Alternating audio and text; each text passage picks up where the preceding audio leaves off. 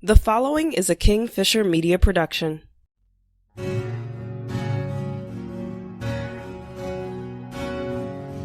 Welcome to In the Blood.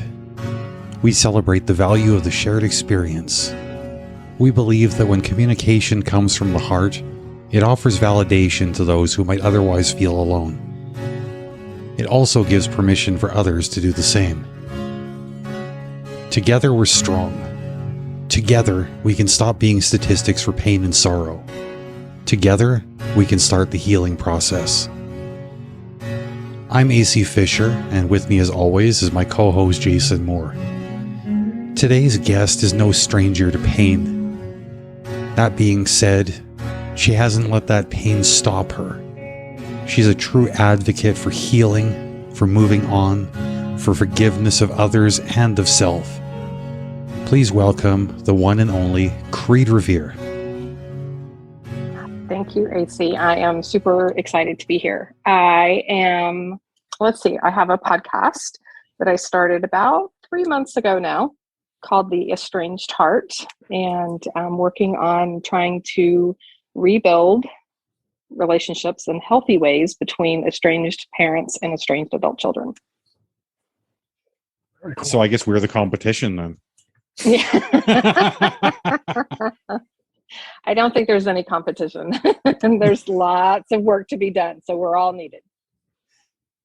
So Kreed, the last time you and I chatted was on a different show, and at that time you were dealing with some estrangement with one or both of your daughters.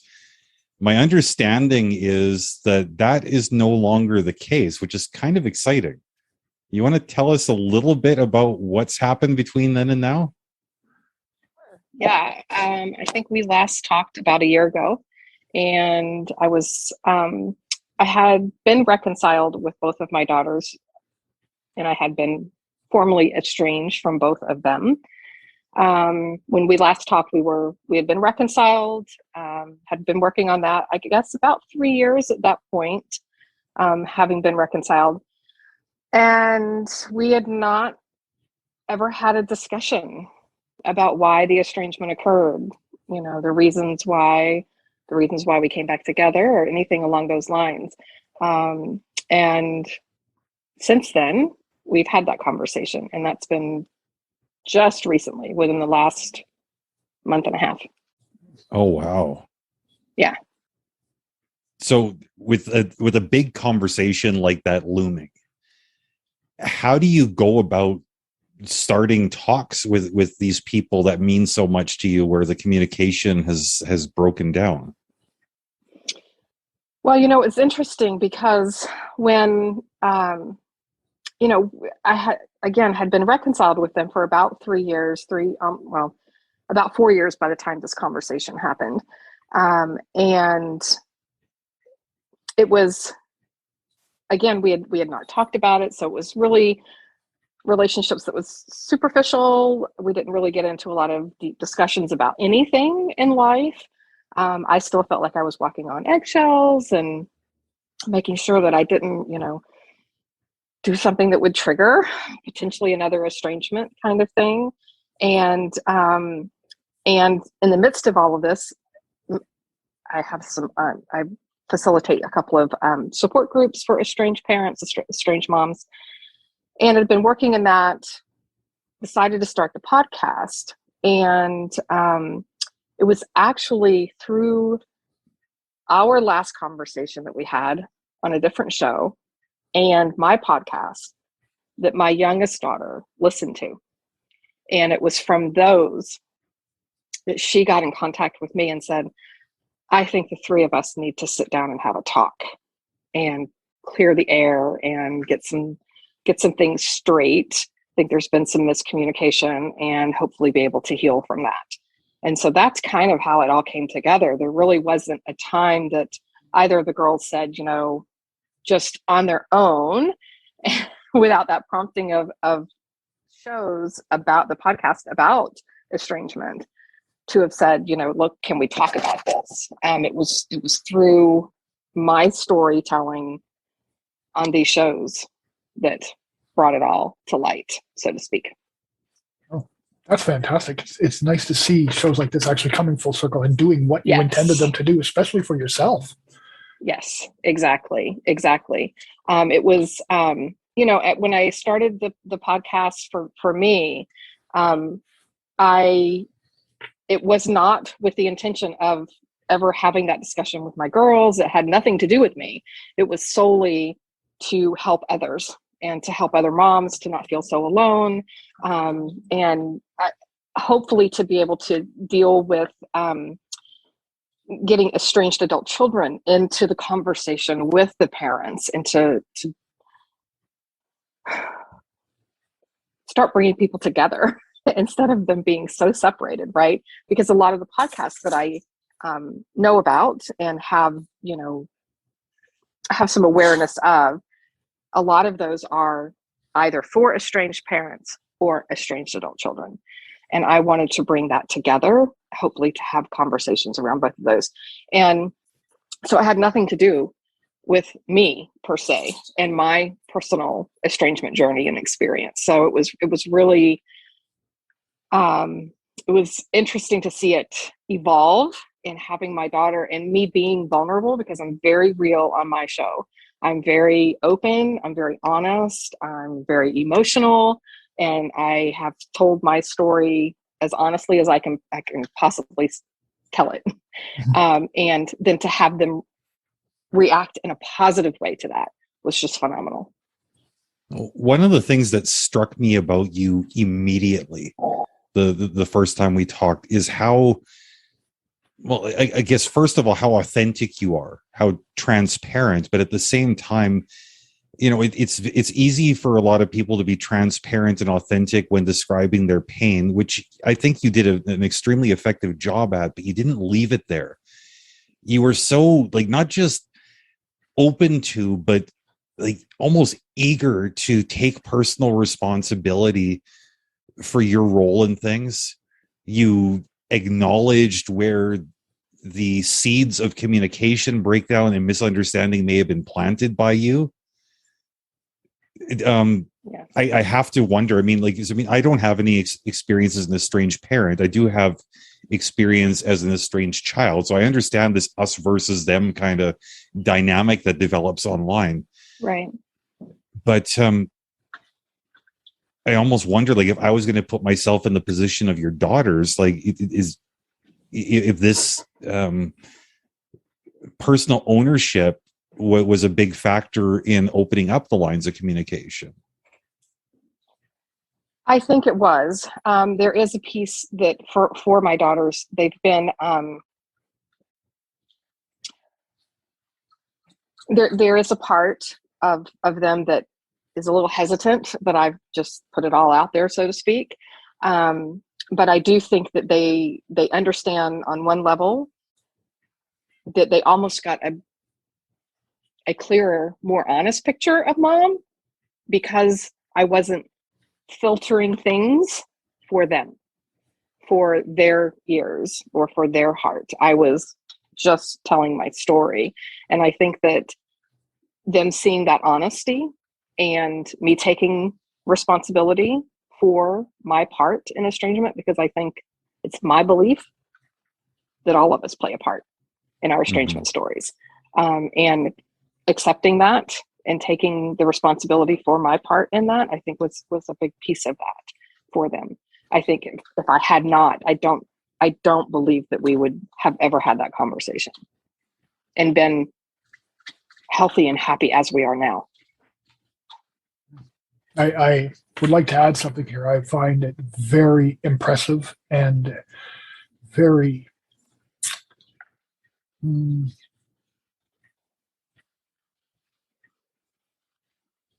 honorable to hear you say, and to get a sideline take from this from an outsider who has not been previously involved in your conversation, for you to put it out there. It sounds from an outsider also like a very much I want to prevent other people from going through what I'm going through for the 3 years before you talk to your daughters. I have to tell you, I'm very honored to hear that. And it makes me feel stronger about other people out there putting forth and helping other people.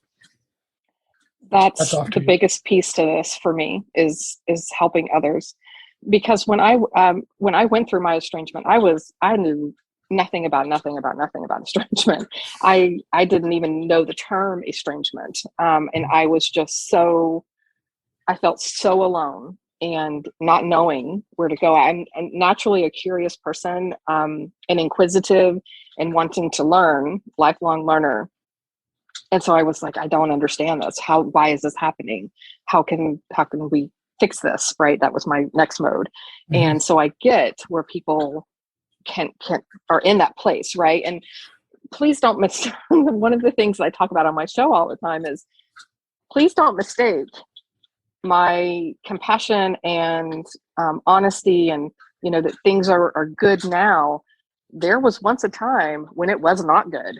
Mhm. And there was once upon a time that I did not like my children very much because of my victim mode, and where I thought that they were doing this to me. And so doing all the work that I did to get us as far as we could go, from my perspective, right? And then I needed them to join in on the conversation. It was essential to do that work. It was, I mean, it has to happen. I don't know of any reconciliation case that has happened where a parent hasn't done some sort of self-reflection and owning up to parts and pieces of their story, their estrangement story. And so it was really essential for me, and doing my podcast is to help people to understand something more than just the surface level of estrangement. Right. And it also shows that we can go from a place to hurt and change our headspace from a victim mode to fix mode. That is phenomenal. Absolutely. Well, what a Not good example easy. for the people out there. Not easy, but it can be done. Right. Yes, it can. If I can do it, it can be done by True anyone enough. who wants to have that happen. Yeah. One of the things that I found surprising when we spoke the last time was comparing the perspective of the estranged child to the perspective of the estranged parent. And one of the things I feel that I learned through that conversation was that there does seem to be a lot more pressure on the parental end of the estrangement than there is on the child's end. And I don't want to minimize any estranged children's experience. Correct. But being both a parent and the child myself, I understand that in most things, it's easier to be the kid than, I guess, mom or dad, right? Right. Can you explain like how you sort of, I guess, first of all, identified, but then also came to terms with this, started to deal with these additional pressures from your end of the equation? As far as coming back together and reconciling, is that what you're referencing specifically? Specifically, yeah. Yeah. I don't know that it's something that I consciously thought that, in the moment, right, as it's happening, that, I'm the one who needs to get this together, right? I think it was more for me, because I'm just a fixer. I have always been. I've been in careers that it's been, you take the lead, you make things happen, you get it fixed, and we move on. And so that is just who I am naturally in the world. And that was where I was at, was this, I've got to fix this. How do I fix this? And I knew I could not change them. It wasn't going to happen. And if I sat around waiting for them to change something, we were going to be waiting for years, if it ever happened. And so I had to get busy with figuring out what I had control of, what I could do for me, and hope that rolled over onto them. Are you enjoying In the Blood? Support the show by clicking the subscribe button and follow us on social media. Down the road, as I'm working with other estranged moms and facilitating support groups and things along that line, that's when I really started to see the picture come together. that's when I started to see the pressure and the focus to be on the parent to make amends, on the parents to make, say I'm sorry and take responsibility for their part in this. And I started to talk with estranged adult children and started to see it from that perspective. And then the culminating thing was, oh, this is a power dynamic. Oh, there will always be, if your child is 50 and you're 80, you will still be the parent and they will still be the child. There will always be this power dynamic. And so in order to facilitate change, generally the person who holds the power in this relationship is generally the one that can really set the course. Now, they talk about in estrangement, right, that the estranged adult children are the ones that hold the power because they're the ones that walk away, right? They're like, well, they hold all the power in this relationship. And while part of that is true, I don't think it's 100%. I still think that it's the parents, because there will always be that power dynamic. Always. Always. That's I don't know if that answered take. your question. No, it does. I don't want to trample on you, Jason, if you got any questions, but I do have one that's burning on my mind right now. Go ahead, I can ask afterwards. Okay. You'd mentioned, working in these like estrangement support groups and interacting with other parents, other children, whatnot. Did you maybe see a little bit of yourself in the other parents and maybe get an outsider's perspective on the mistakes that you had made or were making through interacting with other people and their stories? Yes, absolutely. Absolutely. And that's oftentimes the part where I experience some frustration, even today, when I'm talking with especially estranged moms, right? Is because I'm like, oh my heavens, I see it. I see, oh, I did that. Oh, I said those things. Oh, there we are, right? Like I can see it as plain as day now, right? Would have not seen it prior to all of this, but absolutely, I see it. And I have to say, back when our first conversation, it's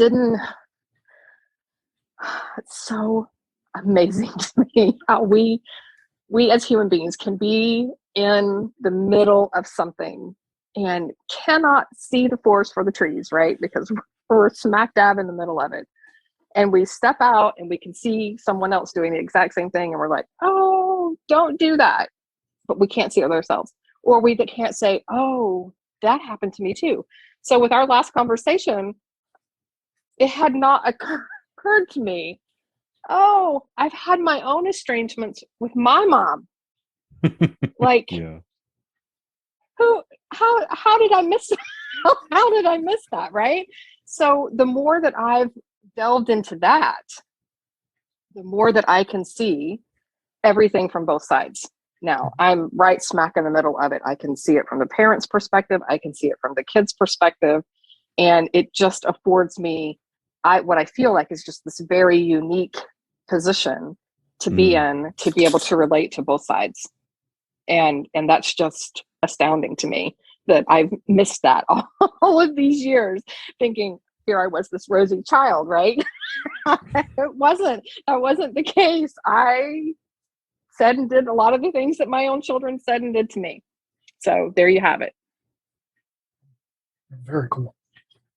So just to broaden on that a little bit, because I'm very curious, because I can only see it from the child's point of view through the estrangement.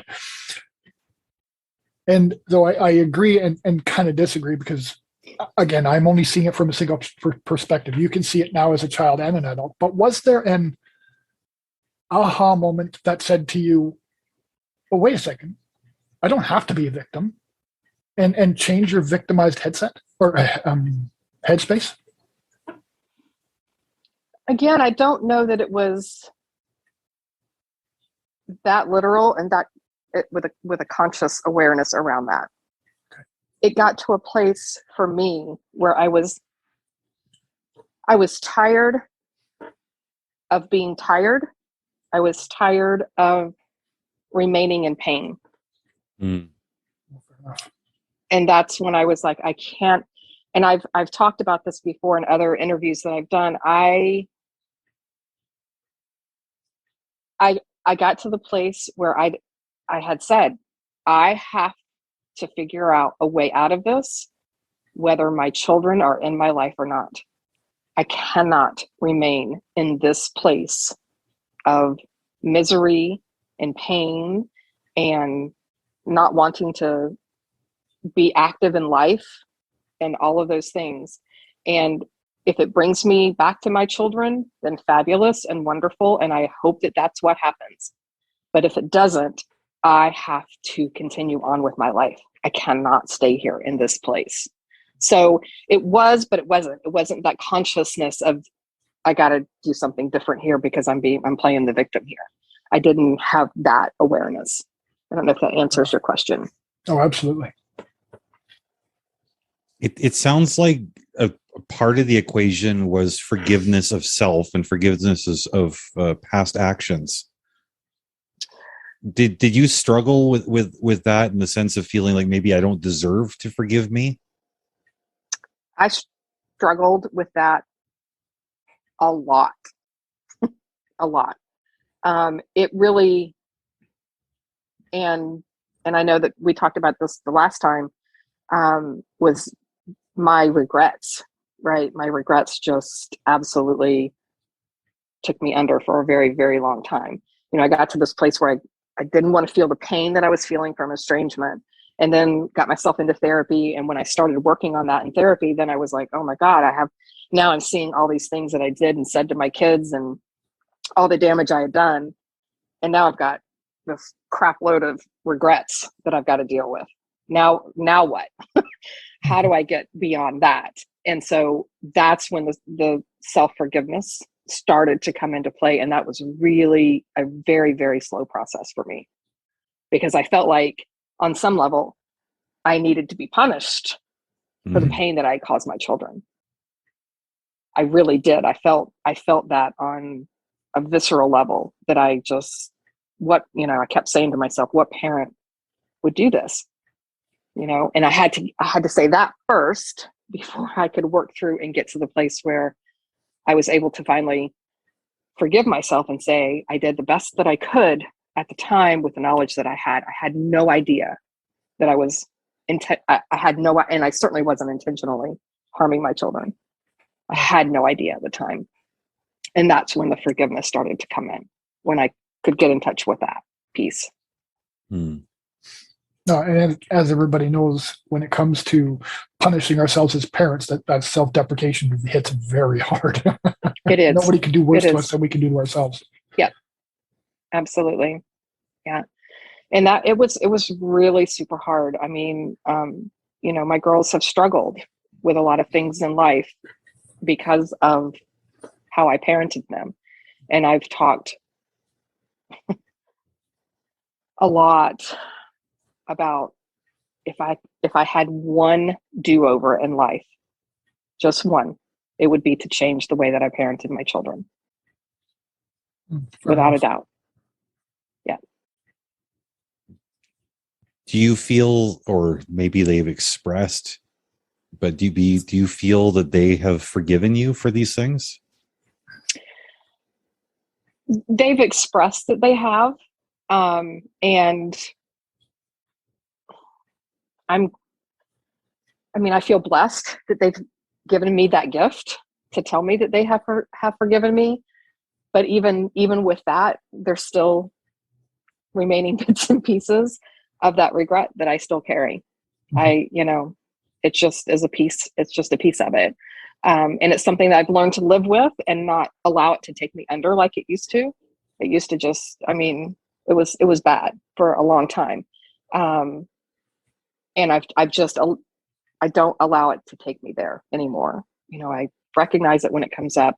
I allow myself to feel the feelings, and then I'm able to move through it much more quickly than I ever was before. But it still remains, even with the forgiveness from them. It's one of those things that, like, I know, like, I don't want to turn this into all about me, but as a parent, it's something I struggle with. I know where I've messed up with my kids, and they are wonderful, gracious people who have expressed forgiveness. They almost seem to get mildly irritated with me at times because I just feel like I can't undo what's been done. I've got this compulsion to keep apologizing for things that are forgiven. And I know this is something I brought up with Jason a number of times, and I kind of like the way he's responded. Maybe you'd like to share that with the audience. Sure. Go ahead. Put it in your words, AC. Okay. Well, you're just going to duck out on this one. No, I mean, he's always telling me, you know, like, when somebody offers you forgiveness, you have to figure out how to take it effectively. And, you know, as pertains to me and my kids, I guess he's known them their whole lives. He said, did you ever stop to think of how it feels for them when you won't accept the forgiveness that they're offering, that they worked so hard for?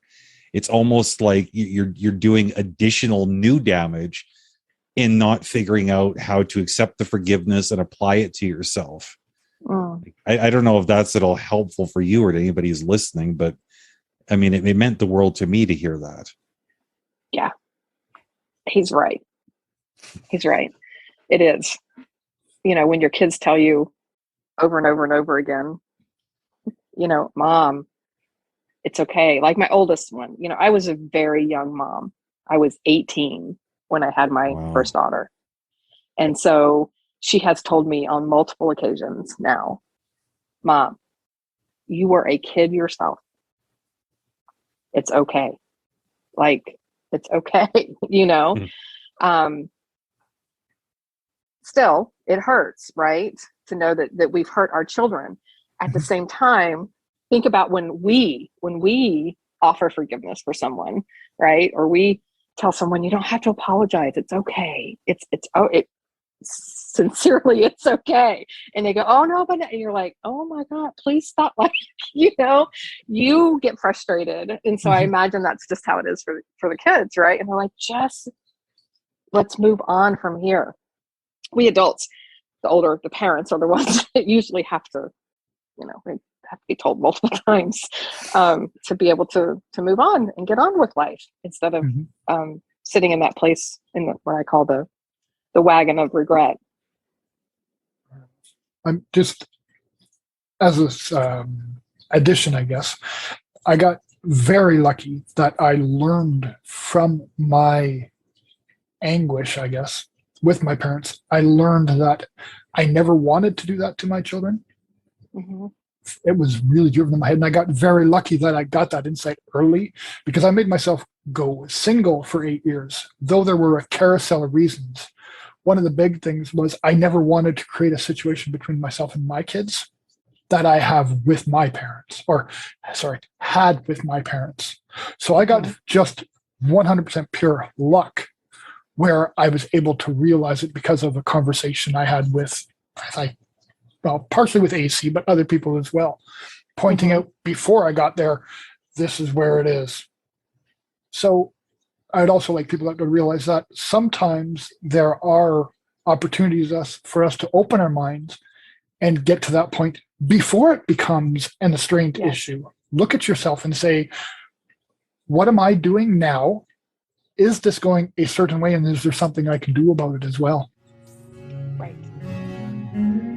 Thank you for listening to In the Blood. Please remember to like, follow, and share. Right. That self-reflection is huge, and that's not something that we're taught. Right. It really isn't, right? It's something that I know I had to learn. And it was a long, hard road to do that. But if you can do that, you can. And if you have people in your life that can help you to do that in a kind and compassionate way, instead of pointing the finger and judging, right? And telling you to knock it off kind of thing, because that's when we shut down and lock the door kind of thing, right? It's, but it's the key. And that's what I try to do in my work with parents, with moms, is to help to get them to reflect on themselves for a variety of reasons. We want you to be able to reconcile with your children, but you also, without that self-reflection, how are you going to grow as a human being? Right. right? Regardless of your status as a parent, but Mhm. just as a human being. Well, and it's also a matter of let's get out of our own way. For me, the Yep. biggest thing was getting out of my own ego. Oh no, I'm not like that. I would never hurt my kid. I had to get out of my own ego to Yeah. realize, no, Yeah. dude, you are going there. Right. Right.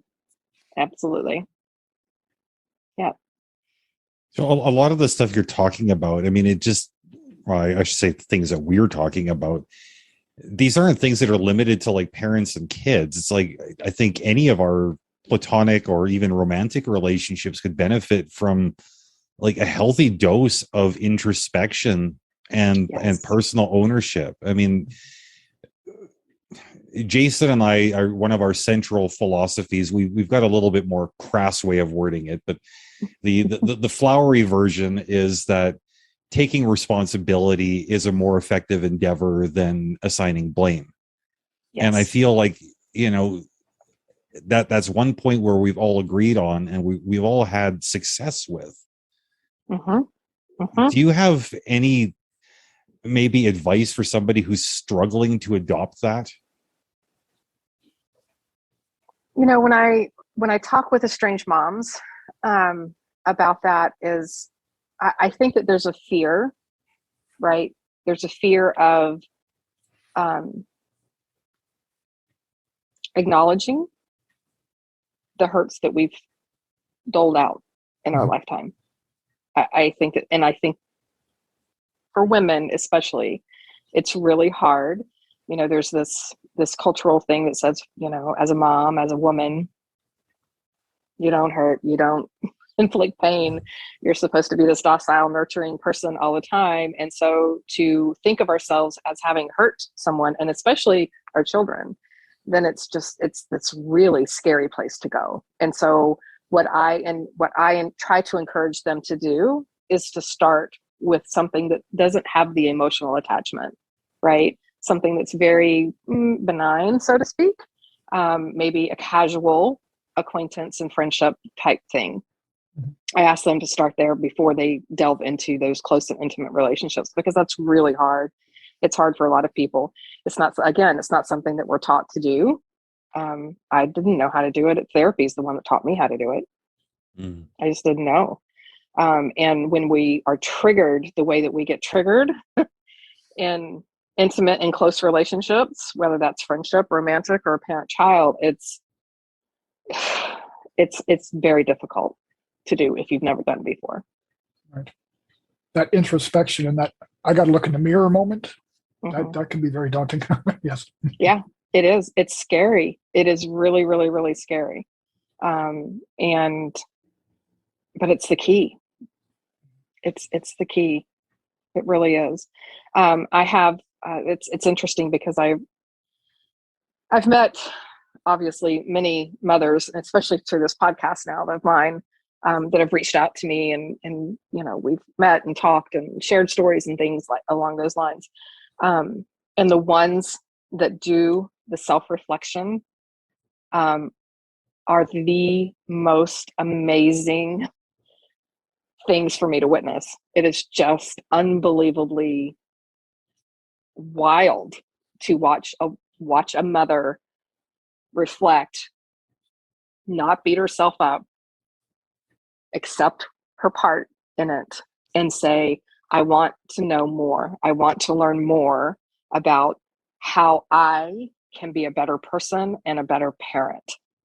And that's vastly different than the parent who emails me and says, like I got the other day, you are all on the kid's side. You don't know anything about a parent's side. I've been estranged for 14 years, and what you're out here preaching is just, you think you know everything there is to know, and I'm here to tell you you don't. And I think to myself, wow. With that mindset, I wouldn't want to have deep conversations with you. Somebody didn't like really what they saw in the wouldn't. mirror. Right. Mhm. Right. And I know that, probably deep down inside, there's lots of fears and stuff running their show from behind the scenes, but man, that's where find yourself a therapist, find yourself a friend who can help you and not coddle you, right? But Mhm. can help you to reflect on reality. And the reality is none of us are perfect. All of us make mistakes. Right. That's reality. And we all got to be a little bit more open to allowing people to call us on our crap. Yes. Yeah. Yes, that's a whole other piece. Yeah. Not be so defensive. Busy pointing the finger. Mm-hmm. Well, remember, every time you're pointing the finger, there's 4 pointing back, right? Yep. Yep. Yeah. I hate that we're getting to this point in the conversation because I mean, Kreed, your insights, I don't think Jason and I can do them justice in showcasing them in a 45-minute conversation. Are we there already? Holy crap. But fortunately for the audience, Kreed actually has got a lot to say on her own podcast. So if you want to keep gleaning from her knowledge, I would encourage everybody to check out her Facebook group, check out her online presence, definitely listen to her podcast. And I'm not going to give the outsiders hard sell on these things. Maybe, Kreed, you can tell people the best way to get in touch with these works and maybe a little bit about like what these resources are all about. Sure. So the podcast is The Estranged Heart, and it's on all the major platforms. And it comes out weekly on Sunday afternoons, each episode. And I have a Facebook page as well as an Instagram account under the same name, The Estranged Heart. And then I have a online support group that I run on Facebook as well, and that's for estranged moms. My goal at some point, maybe one day, is I get to have a support group that we can have some parents and children, maybe not of the same family, but some parents and adult children together. That's my goal one day. But for right now, it's just for estranged moms, and I work pretty hard in trying to get moms to see things, that's not readily available on the surface, but let's look beneath the hood, so to speak. So that's where you can find me. I can, if anyone wants to contact me, I can be reached at theestrangedheart@gmail.com. That's the main source there. And I welcome any and all input and feedback at any time. And as usual, anybody who's listening to the audio only version of this show will find links to Kreed and all of her work in this week's show notes. For those of you who are fortunate enough to be watching, of course, we will drop the links at the bottom of the screen. And again, would encourage everybody to reach out to Kreed, check out her resources. This lady is the real deal. Jason, is there anything you'd like to add in closing? Kreed, I just want to thank you very much for the type of person you are. I want to thank you very much for putting so much of yourself out there to help people. Hopefully, we can do a quarter of what you have done. So thank you very much for doing all this. Oh, thank you, Jason. Thank you, AC. It's been my pleasure. I appreciate you guys doing what you're doing and helping to play a part in healing the world. Thank you.